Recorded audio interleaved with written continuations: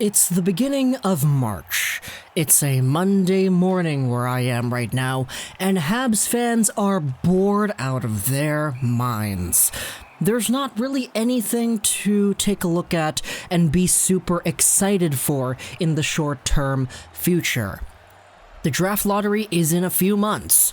There's a lot of pain to go through before we get to that point, and before we even get to the draft at all. Being a Habs fan right now isn't really the funnest time on earth at the moment.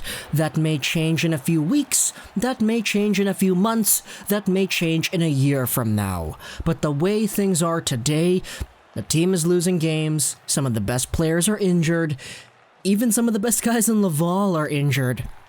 So let's just take a step back and try to analyze everything. This is your somewhat semi-frequently, weekly, daily, I don't even know what to call this, Habs news update. Let's start things off with some good news. Ylonen Drouin, hey, he's practicing today. So that is a very, very big, well, not really big, it's as big as you want to make it, but for the context of this season, it's not really that huge because the Canadiens aren't really going to be competing for a playoff spot. If they were going to be competing for a playoff spot, Drouin coming back would be tremendous. But that's not really the case now, isn't it? Now, there was this radio hit on TSN 690 talking with Zadarnowski, talking about the Laval Rocket, talking about how Kotkaniemi is now injured. Yeah, he's injured in Laval, and that is really, really bad. Along with the Tatar injury that was released earlier this week, here's a tweet from Eric Engels talking about Tomas Tatar as well. He had his upper body injury examined today and is meeting with specialists tomorrow, according to Claude Julien. There is hope to have an update tomorrow on Tatar. So there's the secrecy upon that really just coming out to play here. It's really weird how they're being so secret about it. But we talked about Drouin, we talked about Tatar. The guy we didn't talk about all too much is Jesperi Kotkaniemi, and Zadarnowski talks about that in tremendous detail here on TSN 690. They kick off the segment talking about Charles Hudon and how he was not really as bad as the numbers suggest against the Florida Panthers.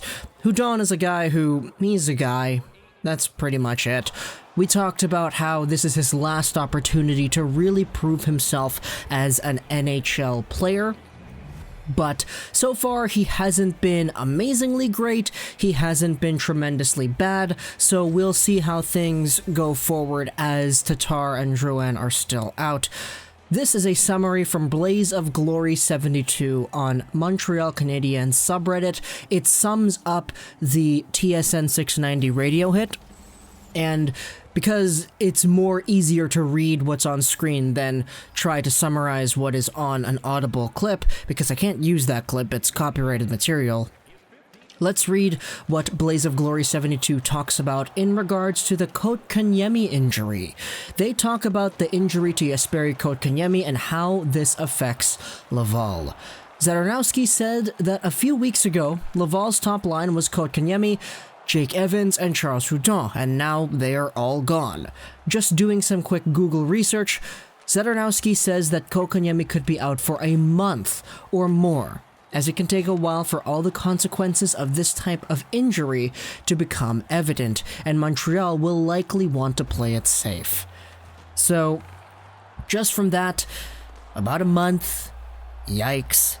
You know, I'd rather have Montreal playing it safe than try to rush him back in. We've said this several times on the channel before, but this season is kind of a lost cause. There isn't really any point in fighting for anything for this season. Laval has lost out on a whole bunch of their really good players. Montreal has lost out on a whole bunch of games, and a lot of that, in my opinion, doesn't only have to do with the injuries. I still think this team probably wouldn't have been a playoff team if everybody was injured the entire year. Looking at the roster for the Laval Rocket, the host talks about how the team has been completely depleted. The roster is a who's who of who is that. What are the options for the Rocket right now? Zadarnowski says that as soon as Drouin and Tatar are ready, Vejdemo and Evans could be sent down. But both of Drouin and Tatar don't seem close to returning. Zadarnowski thinks we should sign an unsigned veteran like Jason Pominville. Do everything you can to load up Laval and try to make the playoffs. You don't want these rookies playing in a losing environment. That's true. That's an idea that definitely has presented itself as well. The fact that the Canadiens are in a position where their team itself isn't really going anywhere, but the Laval Rocket have something to lose in this season too. It's kind of a weird morale system if you have a Laval AHL club that doesn't feel motivated to win, because this is a development league. You want these players to develop good habits, develop good experiences, and overall just have an opportunity to hone their game. And that kind of becomes difficult if the team is losing and you're expecting to lose and there isn't really any incentive to go out there and win. So, on the terms of signing a guy like a Jason Pominville or whatever, I can totally get behind that idea. The Canadiens did something similar to their main club with Ilya Kovalchuk, and that worked out tremendously. Seriously, I think Kovalchuk was like a top 5 highlight of this season in general. So, if the Canadiens are going to go out there and try to make a move or whatever to bolster up their AHL club, I would be for it. I don't know if that's going to happen. In fact, I would say it's frankly unlikely that something like that happens. But I definitely would not be opposed to the idea. Now, there are some other things to talk about in regards to the Laval Rocket. One of them is Jesse Ylonen, because he hasn't gotten into the lineup yet. He had some lingering issues from his time in the Liga. He should be playing sometime later next week, and he is a very fast skater compared frequently to Paul Byron. Now, when we talked about Jesse Ylonen in my video a few days ago, I said a very similar thing. The guy's got an engine, he's always going, Paul Byron-esque, and I didn't realize that he was injured, so that sucks. Really does suck. The guy was legitimately good in the Liga earlier this year, especially for an 18, 19-year-old player. Or excuse me, just call him a teenager. I don't know if he's 18 or 19. But he's injured too, so that really does suck for some reason, and yeah, I just hope he comes back. As long as it's not like Kotkaniemi, a month-long wait, we can wait a little bit on Jesse Ylonen coming back. He doesn't really need to join this tire fire of an organization yet anyway. But in fact, Laval, actually I take that back. Laval has honestly been winning games, so I'm not gonna comment on that. Let's talk about one more thing here from this TSN radio hit. Let's talk about Michael McNiven, the new goaltender for the Laval Rocket ever since Keith Kincaid got loaned out to the Carolina Hurricanes farm system. McNiven has only had 3 starts, but so far he has the best stats of all the goalies to play for Laval this season.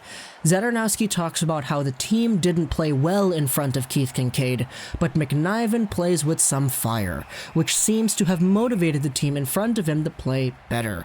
The goalie situation finally looks to settle down, with McNiven and Prevost being the 2 goalies. So if you're wondering where exactly McNiven came from, he played for the Adirondack Thunder in the ECHL, he played for the Jacksonville Icemen in the ECHL, he played for the Norfolk Admirals in the ECHL. He was all over the place after signing with the Montreal Canadiens some time ago. He's been in the AHL before, he was their AHL guy last year, but after spending a whole bunch of time in the ECHL, he's finally getting his called up back to the AHL again. It's him and Primo splitting the dues, and he's been pretty good. So I will give him that. And I think that kind of wraps up our Montreal Canadiens update. There was a lot of small pieces of news that combined to create a bigger package. So I know, if you're a Habs fan, you're kind of depressed right now. It's not the best time to be a Habs fan, but we got to get these small news pieces out of the way. Hope you enjoyed this video. And bye.